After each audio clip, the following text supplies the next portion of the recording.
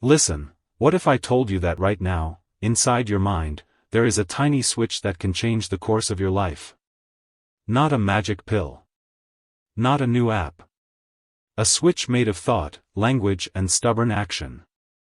Flip it, and everything around you begins to rearrange. Keep it off, and you'll keep running on the same broken map. Most people never learn how to flip that switch. They blame luck, time, or other people. They wait. They explain. They say later. But the truth is this. Success, peace, momentum, these things begin inside. They begin where nobody else can see them, in your attitude. Imagine two people standing in the same rainstorm. One sees an inconvenience. The other sees an opportunity to dance. Same water. Different story. That difference, small, invisible, powerful, is attitude. It's the lens you look through. It shapes what you notice, what you ignore, what you pursue. It's not soft or sentimental. It's practical. It alters decisions, enlarges resolve, rearranges possibilities. When your thoughts change, your world changes. It's that simple. And if it were that simple, why does it feel so hard? Because our minds get cluttered. From childhood we collect opinions, replays of failure, voices that tell us what we can't be. Those echoes become fog. They shrink the stage we believe we can play on. But fog lifts. That's what this video is about. Learning to clear the fog and build a mind that pushes life. The power in that choice isn't poetic, it's practical. If he could choose perspective in a death camp, you can choose perspective in an office you don't like, in a relationship that's stuck, in a bank account that's bleeding. It doesn't require new circumstances. It requires a new stance. The second move is to imagine vividly. Elite performers, athletes, artists, CEOs, don't just wish, they rehearse. They create a movie in the mind that plays again and again. Picture it. Not a fuzzy wish, but a clear scene, the room, the smell, the sound, the way your hands move. When you rehearse the life you want in sensory detail, your brain begins to build the muscle you need. It's not mystical. The brain prepares the body for action when it imagines action. If you want a promotion, imagine the meeting, the way you present the idea, the confidence in your voice. If you want a healthy body, imagine the routine, the scent of the morning, the feel of your running shoes. Mental rehearsal is training. It primes you to see small opportunities you would have missed otherwise. But images alone won't build the life. The third move is commitment. A kind of stubborn loyalty to your future self. Commitment is not a 1-hour burst of energy. It's showing up when no one's watching, over and over. When you commit fully, the universe rearranges to meet you halfway. Doors you assumed were closed begin to hinge. A man who wanted to sell animation art did not get a yes right away. He called until the people on the other end of the line were tired of hearing him. Then he called again. They finally made a deal, because commitment is a signal, it tells the world you're serious. Most of us quit right before the moment that rearranges everything. That's why persistence counts more than talent. Next, watch your words, literal words, they shape your reality. Thoughts become words, words become habits, habits become destiny. If you constantly tell yourself you are tired, guess what the day will deliver? Tiredness. If you say, I am learning, you prime your brain for progress. Language is a secret steering wheel inside your skull. Replace, I can't, with, I will learn how. Replace, it's impossible, with, it's hard, but possible. Tiny shifts in language change how you interpret signals. Try it for a week and watch how conversations, choices, and energy shift. Now pay attention to the company you keep. Energy is contagious. Some people are solar, they light rooms and lift your confidence. Others are weather systems, heavy, dragging everyone into low pressure. Life is too short to be emotionally bankrupted by chronic negativity.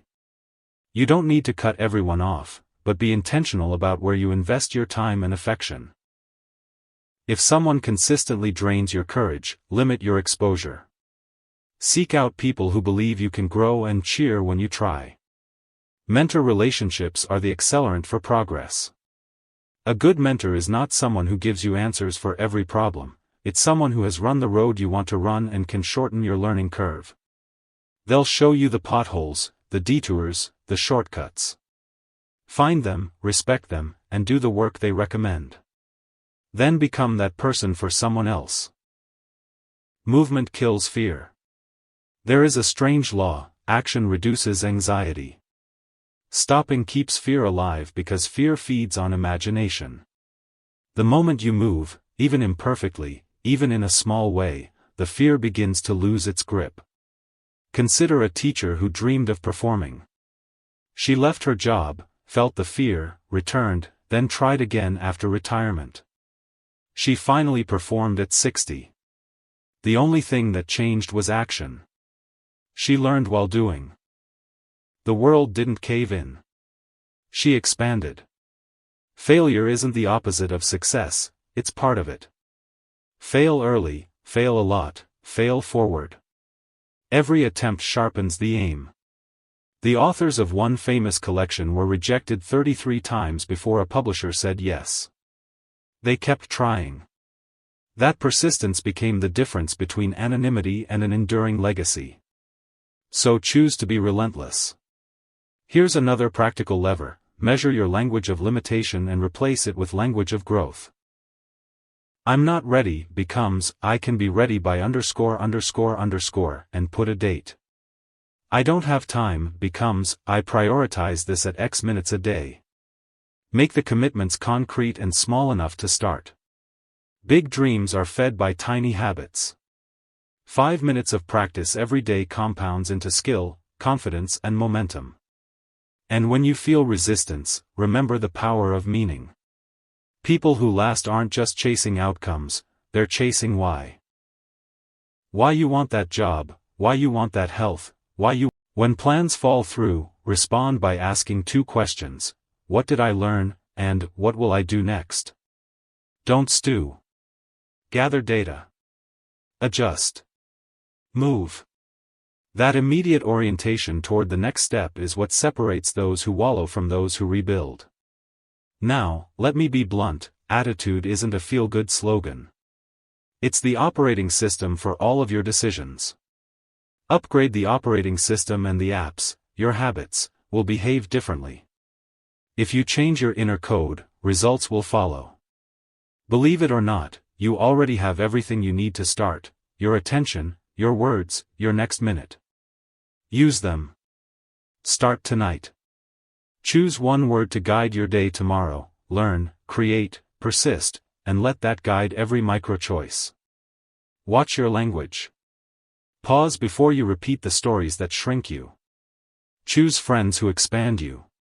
Rehearse the scene of the life you want. Make small commitments and keep them. Fail fast and learn faster. Ask for help. Mentor and be mentored. Measure progress, not perfection. The world does not reward potential. It rewards practiced talent. Practice builds talent. Talent built in private produces performance in public. So do the work. The payoff is not immediate attention, it's an upgraded character, steady confidence, and a life that surprises you with what you can do when you refuse to give up. You were not given this life to replay other people's limitations. You were given it to expand what's possible. Make the choice, today, to look through a different lens. Say yes to the small practice that moves you. Say no to the language that shrinks you. Hold on to your why. Keep taking steps whether the path is clear or foggy. You will fail, it will sting, and then you'll get up. Each rise is power. Each rise rewires you a little more toward who you can become. There's nothing mystical about this. It's a pattern anyone can follow. The only real ask is this: will you show up? Will you honor your future self by keeping the small promises that build a life? If yes, start now. Stand, breathe, and decide one small action that will nudge your world tomorrow. That's the beginning. Not the whole journey. But it is the beginning of everything that matters.